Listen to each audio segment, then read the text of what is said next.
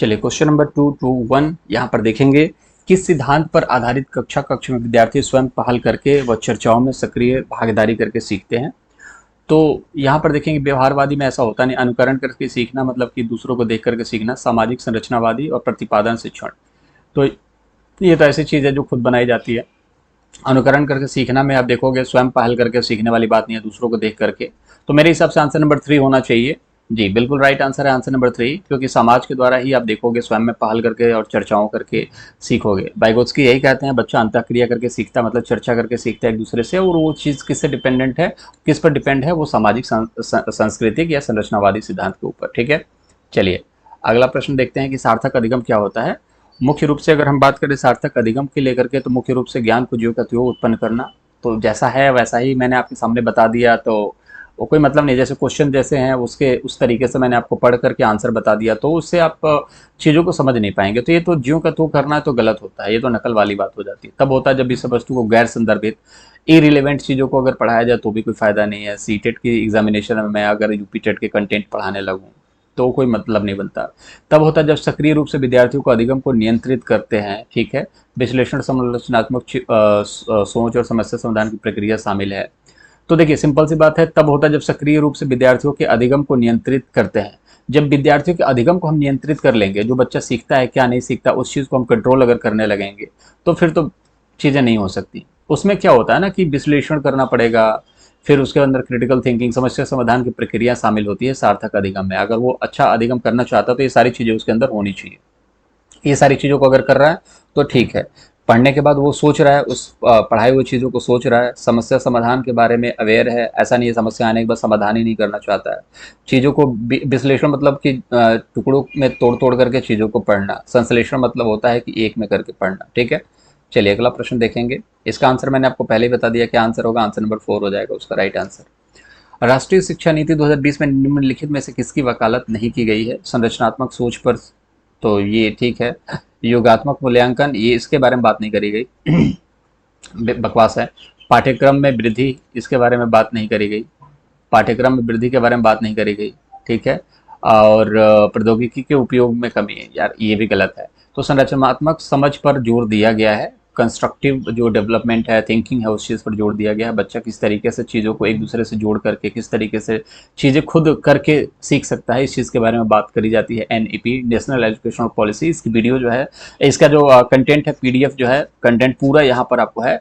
2 से 3 मिनट लगेगा आपको पढ़ने में, उसमें पूरा रिवीजन हो जाएगा। तो फटाफट विजिट कर लीजिएगा आप लोग वहाँ पर जा करके। नई शिक्षा नीति तरीके से समझाई गई है, उससे बाहर कुछ भी नहीं पूछेगा। ठीक है, तो ये आंसर नंबर फर्स्ट होगा राइट आंसर। ठीक है, तो आंसर फर्स्ट है। तो अब इसमें 3 ऑप्शन है। ठीक है, अब 3-4 ऑप्शन है, तो आंसर तो फर्स्ट है यहाँ पर सही। अब यहाँ पर नहीं पूछा गया गलत कौन सा है, तो बी सी डी कहीं है क्या, तो B C D right answer, answer number 4 हो जाएगा इसका। ठीक है, क्योंकि ये तो सही है और नहीं पूछा है, तो नहीं 3 नहीं है ना, ये बी सी डी नहीं है। अब ये जो नहीं है वही सही है आपका, तो आंसर नंबर 4 जो होगा ये राइट आंसर हो जाएगा। ठीक है,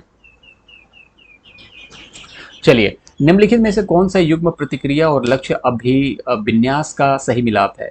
प्रतिक्रिया और लक्ष्य, ठीक है, क्रिया के प्रति प्रतिक्रिया करते हैं और उसमें लक्ष्य को लेकर के ओरिएंटेड, मतलब कि अभिविन्यास मतलब ओरिएंटेड। कोई भी ऐसा प्रतिक्रिया करते हो जो कि आपका गोल को लेकर के है, तो क्या चीज़ ऐसी है। तो किसी विशेष रुचि के क्षेत्र में क्षमता में सुधार के लिए कार्यपत्रक करना, ये इसलिए होता है ताकि हम महारत हासिल करने की दिशा में उन्मुख लक्ष्य है। कहीं ना कहीं आप देखोगे किसी विशेष रुचि के क्षेत्र में, कोई आपको डांसिंग का रुचि है, ठीक है, आप डांस करना अच्छा लगता है आपको, तो आप उसमें महारत हासिल करने की दिशा में काम कर सकते हो, बिल्कुल फैक्ट है। ये एक सही है, अगर आप किसी चीज़ में रुचि लेते हो तो उसमें महारत हासिल कर सकते हो, ये ठीक लग रहा है। नगद पुरस्कार जीतने के लिए परीक्षा की तैयारी, परिहार उन्मुख प्रदर्शन, तो ये नहीं है, ये तो बिल्कुल सरासर। नगद पुरस्कार जीतने के लिए परीक्षा की तैयारी करोगे तो ये परिहार प्रदर्शन लक्ष्य, ये तो पॉसिबल नहीं है। ठीक है, कक्षा में प्रथम स्थान प्राप्त करने के लिए किसी विषय की अतिरिक्त कक्षाएं लेगा, परिहार उन्मुख निपुण, ये भी गलत आंसर हो गया। ठीक है, दूसरों से पिछड़ा प्रदर्शन न करने के लिए कड़ी मेहनत करना, प्रदर्शन की दिशा में उन्मुख लक्ष्य।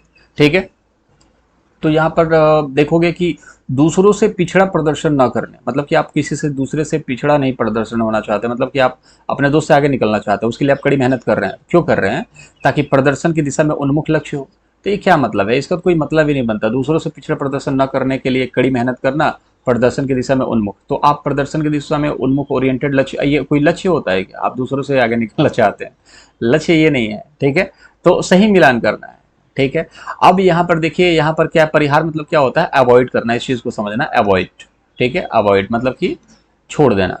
तो अब किसी अतिरिक्त विषय की कक्षाएं ले रहे हो तो आप क्या कर रहे हो? निपुण होने के लिए आप अवॉइड कर रहे हो, आप निपुण नहीं बनोगे। अरे यार, एक सब्जेक्ट अगर हिंदी जानते हो और इंग्लिश सीखना चाहते हो तो ये तो आप अच्छा है ना, अच्छी बात है। तो ये परिहार मतलब होता है कि अवॉइड करना, ठीक है।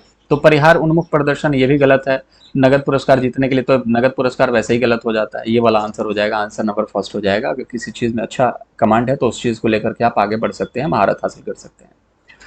विद्यार्थियों के अधिगम को सुसाध्य करने के लिए एक शिक्षिका को निम्न में से किस पर ध्यान देना चाहिए? परीक्षाओं के प्रति भय पैदा करना, रटकर याद करने पर बल देना। परीक्षाओं के प्रति भय पैदा करना ये तो बहुत गलत चीज़ है, रटकर याद नहीं करना चाहिए। निष्क्रिय सुनने को बढ़ावा देना गलत है।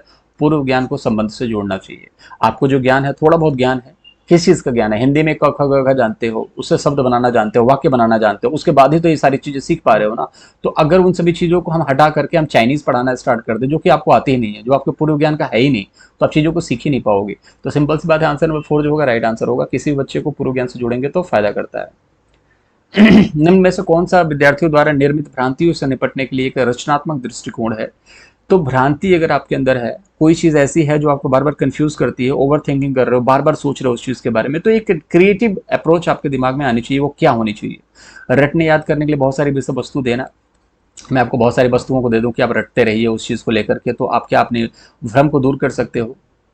नहीं कर सकते ना। ऐसी परिस्थितियां बनाना जहां गलत धारणाएं व्यक्त करना प्रतिबंधित हो, ठीक है। गलत धारणाएं अगर व्यक्त करना प्रतिबंधित है, अगर आप गलत और सही के बारे में बता रहे हो तो यार कम से कम आप कुछ सोच तो रहे हो। अगर आप गलत बता ही नहीं सकते, आप बताओगे नहीं तो पता कैसे चलेगा गलत है? तो ये तो मुझे थोड़ा सा है इसमें कंफ्यूजन। रुक जाइए, देखते हैं। भ्रांतियों के प्रत्युत्तर हेतु प्रयोग और अवलोकन के अवसर देना। तो ये जो सारी चीजें हैं ना, ये सही है आपकी, ठीक है। तो ये सारी प्रयोग और अवलोकन, ये जो है आंसर होगा आपका। भ्रांतियों के प्रत्युत्तर प्रयोग करने के लिए अवसर देना, अवलोकन के अवसर देना। तो कोई भी चीज़ के अवलोकन को अवसर दोगे तो फिर चीज़ें आपको समझ में आएंगी। जैसे कि आप किसी चीज़ को लेकर के, जैसे आप भूत से डरते हो, आपको भ्रम है कि आपके पीछे भूत है, तो आप उस चीज़ के बारे में समझिए, आप उसको अवसर दीजिए कि तू जब जाता है ना तो आप एक बार पीछे मुड़ के देखना वाकई भूत है कि नहीं। अवलोकन जब वो फिर प्रैक्टिकल करेगा ना, तो वो चीज़ों को समझेगा कि डर तभी भागेगा, क्योंकि वो जब मैदान में कूदेगा नहीं, जब स्विमिंग पूल में कूदेगा नहीं तो तैरना नहीं सीख सकता। तो अवलोकन के अवसर देने चाहिए। नहीं तो बहुत सारे लोगों को ऐसा लगता है मैं डूब जाऊंगा, मैं तो तैर नहीं सकता, तो उसको अवसर दो कि भाई तैरना सीख, देख बहुत आसान है, नहीं डूब सकता, ठीक है। आंसर नंबर 3 जो होगा राइट आंसर होगा।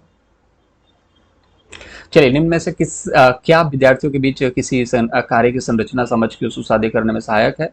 तो प्रतियोगिता, चर्चा एवं संवाद, वेधन अभ्यास।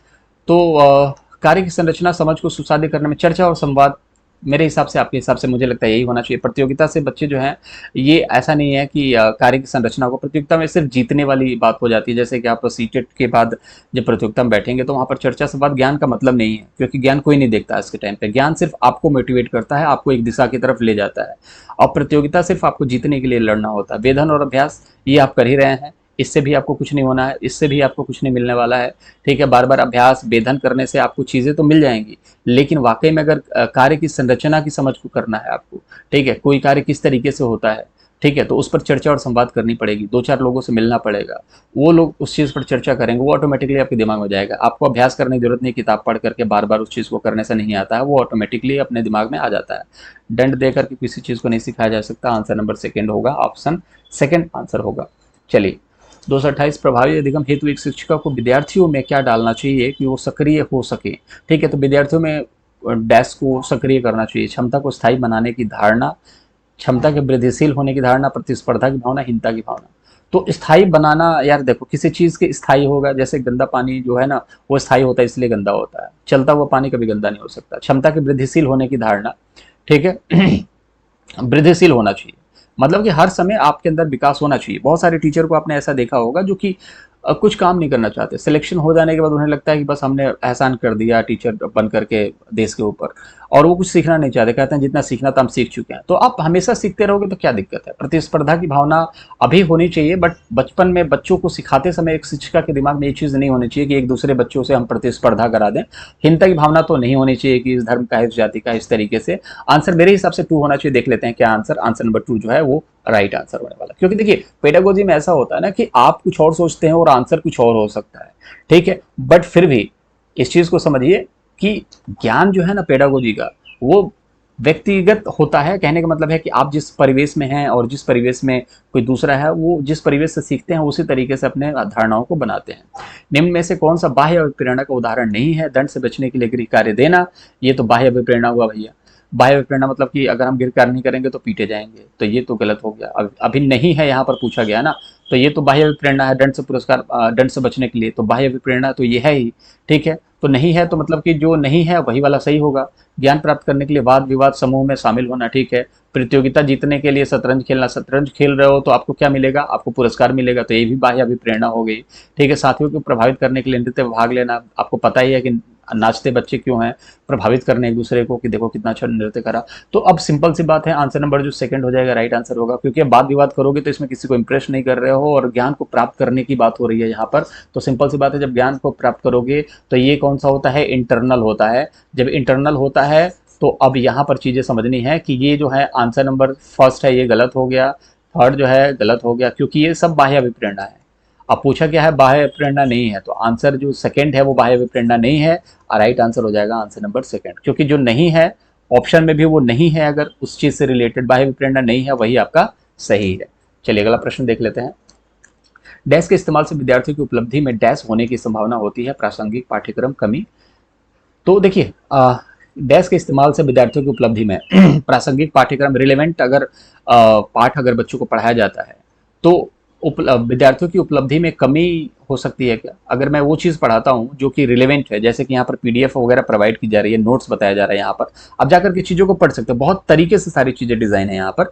अब इन चीज़ों को आप पढ़ते हो तो क्या आप पास नहीं हो गए यार परीक्षा में, कैसी बात कर रहे हो, ऐसा हो ही नहीं सकता, सिंपल सी बात है। तो ये तो गलत हो गया ना।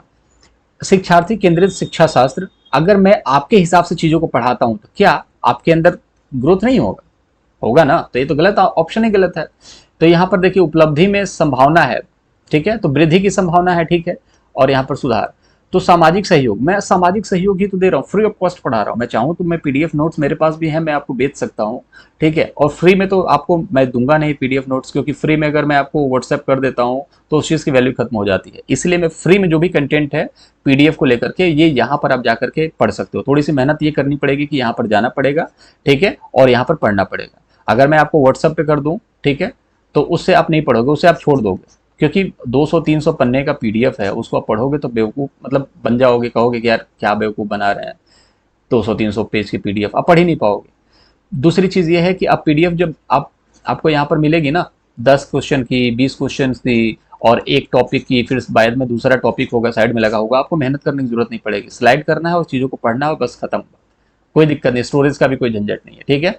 तो ये वाली चीज़ है, आपको फ्री ऑफ कॉस्ट दी जा रही है। सामाजिक सहयोग की भावना है एक तरीके से, और इसमें आपकी वृद्धि होगी और बहुत सारे बच्चे लाभ उठाते हैं। कमी देखने वाले को देखो कमी हमेशा दिखेगी कि भाई इसको लाभ होगा तभी वेबसाइट पर भेज रहा है, बाकी इच्छा आपकी है दोस्त। चलिए इस क्वेश्चन का आंसर आप कमेंट बॉक्स में जरूर बताइए, ठीक है। मुलाकात करते हैं अगली वीडियो में।